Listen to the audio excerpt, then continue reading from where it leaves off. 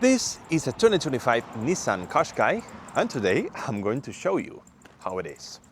So let's begin straight to the point. Let's see the engine. This specific unit comes with a 1.3 turbocharged petrol engine that puts out 140 horsepower. So this is the N-Connecta version of the car. And yeah, there's the 1.3 turbocharged engine. Now, let's also see the trunk capacity. So let's close this. We have around 500 liters, and it has, well, this double floor in case you want to store bigger things. You can also recline the seats, the rear seats. I think Nissan has really improved the design of these cars lately. I like the rear end and also the front. It is a step up from the previous generation of Qashqais that I was not really a fan of. I think this looks proper and modern, so it's nice to see that. We have also these nice alloys. In the rear, we have climate controls and USB-Cs. Well, pretty standard seats, but it's what you can expect from a car like this. So, 6-speed manual in this version. That works fine, and if you know how to drive a manual, it's fair. It works nicely. So let's actually take this thing for a drive. Here you can see the seats. We have our seat belt. Okay. So parking here, parking brake, auto hold, which is nice, and driving modes. Let's turn down the music. So we have 3 driving modes: Sport, Standard, and Eco. Let's go to Standard right now. Dual zone, automatic climate controls.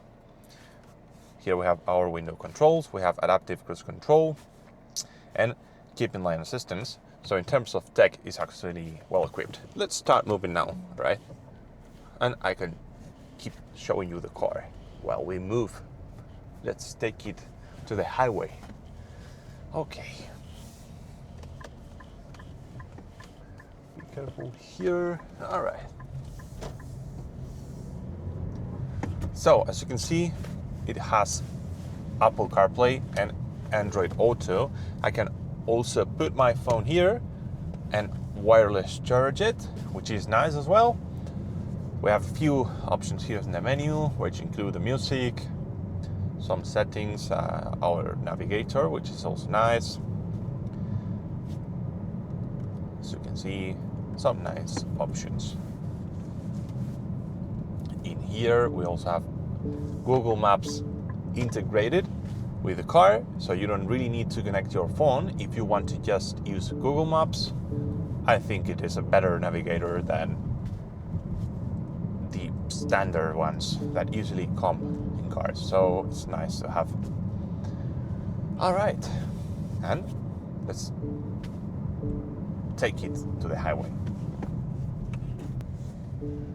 By the way, guys, this car has been granted by a dealership here in Albacete, Romobile. I want to give special thanks to them for giving us the chance to record this car and to show you guys how it is.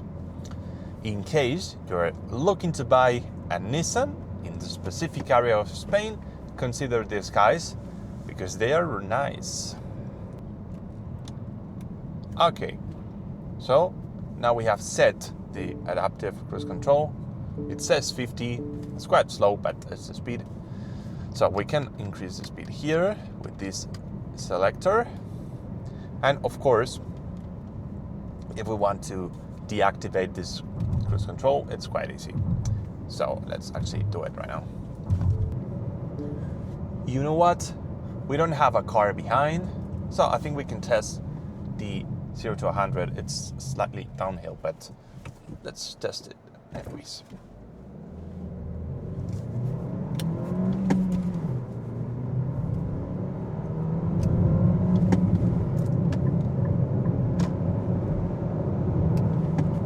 There you have it.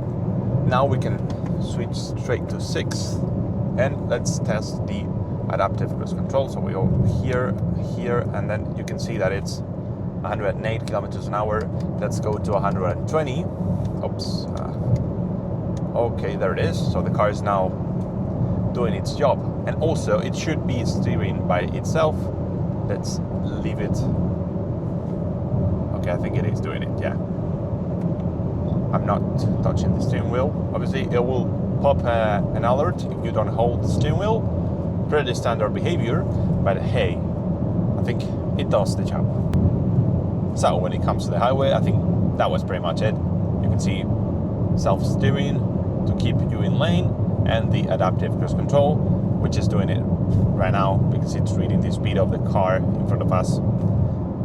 So let's go back to the city. Let's turn off the adaptive cruise control. We are right now in a national road with a speed limit of 80. So again, we can turn on the cruise control, set it to 80. And well, in this situation, we don't have any turns, but well, to be honest, I'm not sure if I will trust it in the twisties. I would rather steer by myself, but again, it's nice to have fun. We all know the Qashqai is a best seller, so I think it's nice that they have been improving the looks of it, because for me personally, the worst thing this car had, it was the design. I was not really in love with how they looked, but hey, this new generation of Nissans are looking better. The suspension on this car is super soft. As you can see here in the roundabout, I'm leaning a lot, but it's nice because when you have speed bumps, I specifically compare this thing with my Abarth, which is the complete opposite. If I go out over the speed bump, I'm going 30, and it's really comfortable. If I go this speed with my Abarth, it's completely awful, and I'm going to be honest, I think maybe I will even break something. It's just super stiff. So it's really comfortable with this configuration.